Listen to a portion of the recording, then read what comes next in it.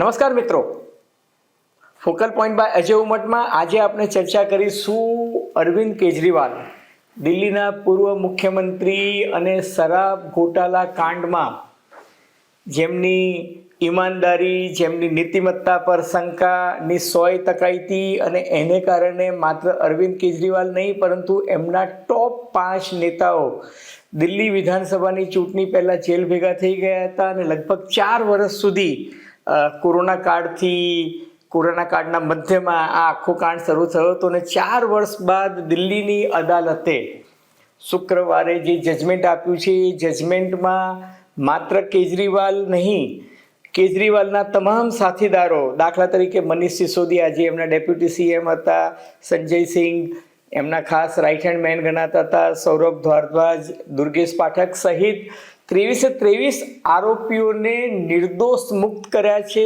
એટલું જ નહીં, તેલંગાણાના પૂર્વ મુખ્યમંત્રીની સુપુત્રી કે કવિતા એમને પણ ક્લીન ચીટ અપાઈ ગઈ છે અને દિલ્હીની કોર્ટે સીબીઆઈની આકરા શબ્દોમાં ઝાટકની કાઢતા કહ્યું છે કે એમણે જે તથ્યો અથવા તો પુરાવાઓ અથવા તો જે નિવેદનો રજૂ કર્યા હતા એ એટલા બધા જેને કહી શકાય ને કે વિરોધાભાસી હતા અને બહુ જ નબળા પુરાવા રજૂ કર્યા હોવાના કારણે દિલ્હીની અદાલતે એવું કહ્યું કે આમાં તો પ્રથમદર્શીય કેસ જ બનતો નથી, એટલે કે પ્રથમદર્શીય કેસ ન બનતો હોય એટલે આ કેસ ટ્રાયલ પર ચલાવવાનો કોઈ મુદ્દો જ ઉપસ્થિત થતો નથી. કારણ કે જો તમને યાદ હોય તો સુપ્રીમ કોર્ટમાંથી ચૂંટણી પત્યા પછી જે કેજરીવાલને અને બીજા નેતાઓને રાહત મળી હતી એના કારણે અત્યારે એ બધા જ નેતાઓ, આમ આદમી પાર્ટીના નેતાઓ જામીન પર જરૂર છે પરંતુ કેસ જે છે એ જ્યારે ટ્રાયલ પર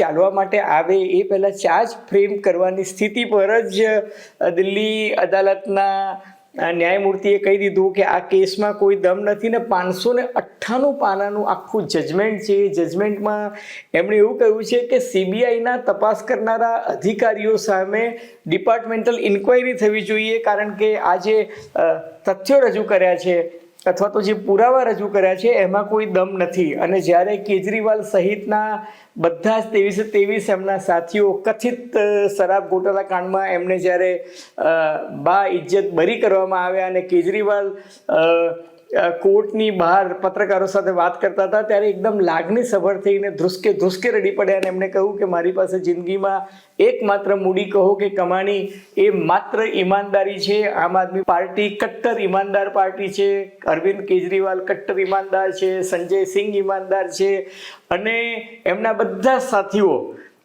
જે છે એ ઈમાનદાર હોવાનો દાવો કરતા કેજરીવાલે કહ્યું કે મનીષ સિસોદિયા હોય કે દુર્ગેશ પાઠક બધાને ખોટી રીતના ભાજપ સરકારે ફિટ કરી દીધા હતા અને આ એક બહુ જ મોટું રાજકીય ષડયંત્ર હતું કે જેથી આમ આદમી પાર્ટીનો એકડો કાઢી નાખવામાં આવે. પરંતુ હવે કેજરીવાલે જાહેર કર્યું છે કે તેઓ બમણા વેગથી ચૂંટણીના રાજકારણમાં ઝંપલાવશે. એમણે કહ્યું કે ઘણા લોકો મારી ટીકા ટિપ્પણી કરતા હતા અને કહેતા હતા કે કેજરીવાલ કેમ ચૂપ છે, કેજરીવાલ કેમ જેલમાંથી બહાર આવ્યા પછી કંઈ બોલતા નથી. એમણે કહ્યું કે હું બહુ જ ડિપ્રેશનમાં હતો એક પ્રકારના, કારણ કે મારી સામે જે આક્ષેપો લાગ્યા એ હું કે મારો પરિવાર સહન કરી શકતો નહોતો અને હું આ જ દિવસની રાહ જોતો હતો કે મને હાઈકોર્ટ કે સુપ્રીમ કોર્ટમાંથી રાહત મળી છે પરંતુ એ પરમેનન્ટ નહોતી. જ્યારે આ અદાલતમાંથી જે રાહત મળી છે એ બાઇજ્જત બરી કરવામાં આવ્યા છે, ક્લીન ચીટ આપવામાં આવી છે. એનાથી કેજરીવાલે કહ્યું છે કે હવે તેઓ સક્રિય રાજકારણમાં બમણા વેગથી ઝંપલાવશે. હવે કેજરીવાલ તો રાજી થઈ ગયા છે, દિલ્હીમાં આવનારા દિવસોમાં મોટી જંગી રેલી પણ કરવાના છે. પરંતુ સામા પક્ષે 2 આશ્ચર્યજનક ડેવલપમેન્ટ જોવા મળે છે. એક તો દિલ્હી ભારતીય જનતા પાર્ટીના જે મુખ્યમંત્રી છે દિલ્હી સરકારના, એ ભાજપના મુખ્યમંત્રી રેખા ગુપ્તાએ કહ્યું કે કેજરીવાલ સામે તો એટલા બધા પુરાવા અને તથ્યો હતા પરંતુ અમને એવું લાગે છે કે તથ્યો અને પુરાવાઓ સાથે ચેડા કરવામાં આવ્યા છે અને કદાચ ખિલવાડ થયો છે અને એ ખિલવાડ થયો છે એના કારણે કેજરીવાલને કદાચ ક્લીન ચીટ મળી હોય પરંતુ એનાથી અમને રાજી થવાની જરૂર નથી અને આ મામલે હવે હાઈકોર્ટનો માર્ગ ખુલ્લો છે. બીજી બાજુ એ થયું કે કોંગ્રેસ પાર્ટીએ કેજરીવાલની જે આ મુક્તિ મળી અથવા તો કેજરીવાલને જે ક્લીન ચીટ મળી એની સામે કોંગ્રેસ પાર્ટીએ એકદમ કટાક્ષભર્યું નિવેદન કર્યું અને કેજરીવાલની જે મુક્તિ થઈ આમ આદમી પાર્ટીના નેતાઓની એની સામે આશ્ચર્ય વ્યક્ત કરતા એવું કહ્યું કે કેજરીવાલ કદાચ પુરાવાના અભાવે છૂટી ગયા હોય એનો અર્થ એ નથી કે શરાબ ઘોટાલા કાંડ નથી થયું, એનો અર્થ એ નથી કે કેજરીવાલ આની મંડળી જે છે એ નિર્દોષ છૂટી ગઈ છે. અને એમણે કહ્યું કે આ મામલે સીબીઆઈ અને ભારતીય જનતા પાર્ટીની સરકારે હવે ઉપલી અદાલત જવું જોઈએ. હવે કેજરીવાલ આ વાત સાંભળીને બગડ્યા. એમને કહ્યું કે રાહુલજી કોઈ દિવસ જેલ ગયા છે, સોનિયાજી કદી કોઈ દિવસ જેલ ગયા છે? એમને તો ત્યાં સુધી કીધું કે રોબર્ટ વાડ્રા કદી જેલ ગયા છે? અમે લોકો તો આમ આદમી પાર્ટીના નેતાઓ જેલ ગયા છે અને રાજકીય ષડયંત્ર શું હોય એ અમને ખબર છે. પરંતુ કોંગ્રેસ પાર્ટી જે છે હજી પણ આમ આદમી પાર્ટી સાથે સમાધાન કરવાના મૂડમાં નથી. અને એવું લાગી રહ્યું છે કે કોંગ્રેસ પાર્ટીને એમ લાગે છે કે કેજરીવાલ ફરી પાછા સક્રિય થાય, ફરી પાછા મેદાનમાં આવે તો જે અત્યારનું રાજકારણ ભાજપ અને કોંગ્રેસ વચ્ચેનું છે એ બહુ ધ્રુવીય થઈ જાય. દાખલા તરીકે હું ગુજરાતનું જ ઉદાહરણ આપું તો ગુજરાતમાં જ્યારે આમ આદમી પાર્ટી સક્રિય થઈ તો એનો લાભ ભારતીય જનતા પાર્ટીને મળ્યો હતો અને જે વિપક્ષી મતો હતા એનું વિભાજન થયું હતું. અને એને કારણે જે માહોલ બન્યો, તમે જુઓ કે ગત વિધાનસભાની ચૂંટણીમાં ગુજરાતમાં જ ભારતીય જનતા પાર્ટીને ઐતિહાસિક 156 બેઠકો મળી હતી. માધવસિંહ સોલંકીનો પણ રેકોર્ડ તૂટી ગયો હતો. એટલે કેજરીવાલ ફરી મેદાનમાં આવ્યા છે એ કદાચ કોંગ્રેસને નહીં ગમ્યું હોય, પણ એવું ચોક્કસ લાગે છે કે કોંગ્રેસ પાર્ટી અને ભાજપ બંને દુશ્મનનો દુશ્મન દોસ્ત કદાચ એ ફિલોસોફીના આધારે પણ કેજરીવાલ સામે દાવ લેવાના મૂડમાં છે.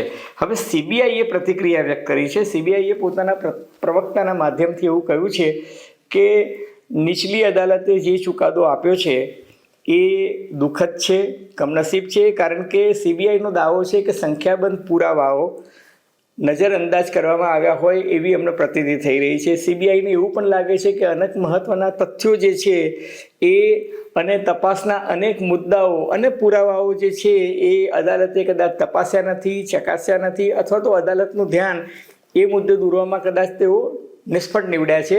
એટલે સીબીઆઈએ કહ્યું છે કે આ ચુકાદો જે છે એ ચુકાદાની સામે સ્ટે મેળવવા માટે સીબીઆઈ તાત્કાલિક હિયરિંગ ઈચ્છે છે અને દિલ્હી હાઈકોર્ટમાં કદાચ આ મામલો જશે, કારણ કે ભાજપ સરકાર, દિલ્હી ભાજપ સરકાર પણ ઈચ્છે છે, કોંગ્રેસ પણ ઈચ્છે છે. એટલે કેજરીવાલ માટે ચોક્કસ પહેલા રાઉન્ડમાં જીત થઈ છે, પરંતુ આ જીત જે છે એ હાઈકોર્ટમાં પડકારવામાં આવશે અને મામલો કદાચ સુપ્રીમ કોર્ટમાં પણ જઈ શકે. હવે કેજરીવાલ તો મક્કમ છે. એમણે તો કહ્યું છે કે ભાજપ સરકારે જનતાની માફી માંગવી જોઈએ. ભાજપના શીર્ષસ્થ નેતાઓએ મારી વિરુદ્ધ આ ષડયંત્ર કર્યું હતું અને મારી સામે ફરજી કેસ કરવામાં આવ્યા હતા અને રાજકીય કિન્નાખોરીથી જ આ પ્રકારના કેસીસ જે છે એ કરવામાં આવે છે. કેજરીવાલની વાતમાં સૂર પુરાવતા તેજસ્વી, લાલુ પ્રસાદ યાદવ અને શિવસેનાના આદિત્ય ઠાકરેએ પણ કહ્યું કે રાજકીય કિન્નાખોરીથી ભાજપ સરકાર જે છે એ પોતાના રાજકીય વિરોધીઓને શોધીને ખતમ કરી નાખે છે. અને 99% કિસ્સામાં છેલ્લે ન્યાયતંત્ર જે છે એ સાચા અર્થમાં ન્યાય આપે છે અને કિન્નાખોરીનો અંત આવે છે. પરંતુ ત્યાં સુધીમાં જે ડેમેજ થઈ ગયું, દાખલા તરીકે કેજરીવાલનો દાવો છે કે એમને જે રાજકીય નુકસાન થઈ ગયું એને કારણે દિલ્હી વિધાનસભાની ચૂંટણીમાં એમના દાવા અનુસાર એમને 500 શાળાઓ બનાવી હતી, એમને સંખ્યાબંધ મોહલ્લા ક્લિનિક બનાવ્યા હતા, એમને રોડ રસ્તા રિપેર કરી નાખ્યા હતા, જે ભાજપની સરકારમાં અત્યારે બિસ્માર હાલતમાં હોય એવું લાગે છે. એટલે કેજરીવાલ હવે પડકાર ફેંકી રહ્યા છે અને એમને ભાજપની શીર્ષસ્થ નેતાગીરીને પડકાર ફેંકતા કહ્યું છે કે તમારામાં તાકાત હોય તો દિલ્હી વિધાનસભાની ચૂંટણી ફરી પાછી કરીને જુઓ અને અમે પુરવાર કરીશું કે દિલ્હીની જનતા કેજરીવાલને ચાહે છે. પરંતુ હકીકત એ છે કે આમને સામને પડકારને એ બધું ચાલતું રહેશે, પરંતુ કેજરીવાલ માટે જો કદાચ આજે પ્રાઇમા ફેસી કેસ થયો હોત તો પણ કેસ ચાલતા કદાચ 15 થી 20 વર્ષ લાગત. એટલે કેજરીવાલને હાલ પૂરતી જે રાહત મળી હતી એ રાહત અત્યારે વધુ બળવત્તર બની ગઈ છે. અને સીબીઆઈનો જે કેસ જે છે એના કારણે એમની સામે જે બીજો કેસ હતો એન્ફોર્સમેન્ટ ડિપાર્ટમેન્ટનો, હવે સીબીઆઈનો કેસ હતો એ કેસ હતો કે અરવિંદ કેજરીવાલ એન્ડ કંપનીએ અથવા તો એમની સરકારે દિલ્હીમાં આબકારી એટલે કે એક્સાઇઝ પોલિસીની જે નીતિ બનાવી હતી એ નીતિના કારણે એમને કેટલાક સંબંધિત વેપારીઓ અને સપ્લાયરો પાસેથી નાણાં લીધા હતા અને એ ફેવર લીધી હતી એવા આક્ષેપ હેઠળ સીબીઆઈ તપાસ તો થઈ હતી, પરંતુ સાથોસાથ એન્ફોર્સમેન્ટ ડિપાર્ટમેન્ટનું prevention of money laundering case પણ થયો હતો. હવે જો સીબીઆઈની તપાસનો છેદ ઉડી જાય તો સીબીઆઈના કેસમાં જ તથ્ય નથી, સીબીઆઈના પુરાવાઓમાં જ દમ નથી, તો પછી એન્ફોર્સમેન્ટ ડિપાર્ટમેન્ટનો કેસ ટકી શકે નહીં, એમ અરવિંદ કેજરીવાલના જે નિકટના સાથીઓ છે એ માની રહ્યા છે. અલબત્ત અત્યારે જે જજમેન્ટ આવ્યું અને એ જજમેન્ટનો મેં જે અભ્યાસ કર્યો એ જજમેન્ટ બહુ સ્પષ્ટપણે એવું કહે છે કે કેજરીવાલ હોય કે મનીષ સિસોદિયા કે સંજય સિંહ કે સૌરભ ભારદ્વાજ કે દુર્ગેશ પાઠક અથવા તો કેરળના કેટલાક લોકોના નામ આ ચાર્જશીટમાં હતા, સાઉથ લોબી એટલે કે કવિતા કે જે તેલંગાણાના પૂર્વ મુખ્યમંત્રીના સુપુત્રી છે અને એક પોતાનો એક આખો રાજકીય મંચ એને ઊભો કર્યો છે. એ કુલ કેજરીવાલ સહિત 23 આરોપીઓને જે ક્લીન ચીટ આપી એ વખતે દિલ્હીની અદાલતે સીબીઆઈને સવાલ પૂછ્યો હતો કે તમે ચાર્જશીટમાં એવું લખો કે સાઉથ લોબી, એટલે સાઉથ લોબીનો શું મિનિંગ થાય? સાઉથ લોબી એટલે કેરળની કોઈ વ્યક્તિ હોય કે ચેન્નાઈની કોઈ વ્યક્તિ હોય કે તેલંગાણાની કોઈ વ્યક્તિ હોય એને તમે સાઉથ લોબી તરીકે ઓળખાવશો? તમે ડિફાઇન નથી કર્યું, તમે આઈડેન્ટિફાઈ નથી કર્યું કે તમે શું કહેવા માંગો છો. 598 પાનાનું જે સીબીઆઈનું જજમેન્ટ છે એમાં તો એવું કહેવામાં આવ્યું છે કે સીબીઆઈની તપાસ જે છે એ પૂર્વ નિર્ધારિત એક સ્ક્રિપ્ટ હતી, એ સ્ક્રિપ્ટ આધારિત જ જાણે આખી તપાસ ચાલતી હોય અને એક પ્રકારનું ષડયંત્ર આમ આદમી પાર્ટીને ખતમ કરવાનું હોય એવું દેખાઈ રહ્યું છે. આ જે શરાબ નીતિ જે દિલ્હી સરકારે બહાર પાડી હતી એ શરાબ નીતિ કદાચ સાચી હોઈ શકે કે ખોટી હોઈ શકે, પરંતુ એને જે વૈધાનિક સ્વરૂપ આપવામાં આવ્યું હતું, દાખલા તરીકે આબકારી પોલિસી જે ઘડવામાં આવી એ આબકારી પોલિસી વિધાનસભામાં રજૂ થઈ હતી, વિધાનસભામાં એના પર ચર્ચા થઈ હતી, વિધાનસભામાંથી મંજૂરી મળી હતી અને એને કારણે વિધેયક જે છે એ પસાર થયું હતું અને એ કાયદો બની ગયો હતો. તો અદાલતનું એ કહેવું હતું કે કોઈ પણ વસ્તુ જ્યારે કાયદાકીય સ્વરૂપ લઈ લે અને આબકારી નીતિ જો પસાર થઈ ગઈ હોય અને એ કાયદેસર રીતે થઈ હોય તો પછી તમે એની અંદર કૌભાંડ થયું છે કે મામકાઓને કે પાંડવોને ફાયદો કરાવવા માટે થયું છે, એ પ્રકારની વાત જે છે એ રાજકીય તરફદારીનો મુદ્દો જે છે એ સિદ્ધ થતો નથી, સિવાય કે તમે કોઈ નક્કર પુરાવા રજૂ કરો. એટલે સીબીઆઈની ઝાટક નહીં કાઢતા અદાલતે કહ્યું કે બધી જ માત્ર કહેતો તો કહેતીના આધારે છે, પરંતુ વાસ્તવમાં કોઈ નક્કર તથ્ય કે મટીરિયલ કે પુરાવા કે એવિડન્સીસ એવું કાંઈ દેખાતું નથી અને એટલે જ કેસ ચલાવતા પહેલાં જ પ્રાઇમા ફેસી એટલે કે પ્રથમદર્શીએ જ અદાલતે આ કેસ કાઢી નાખ્યો છે અને એમણે એવું કહ્યું છે કે કેજરીવાલ અને તેમની પાર્ટીનો કોઈ ગુનાહિત ઈરાદો આ કિસ્સામાં જોવા મળતો નથી. એટલે શંકાની સોય કોઈની સામે તાકવી, પરંતુ એની સામે આરોપી વિરુદ્ધ કોઈ નક્કર પુરાવા જો ન હોય તો આ કેસ જે છે એ ચાલવા પાત્ર રહેતો નથી. મિત્રો, આ ભૂમિકા સાથે એટલું ચોક્કસ કહી શકાય કે કેજરીવાલ માટે હાલના તબક્કે આ બહુ જ મોટી રાહત છે. માત્ર કેજરીવાલ નહીં, કેજરીવાલની આમ આદમી પાર્ટી જે છે એમના માટે પણ બહુ મોટી રાહત છે.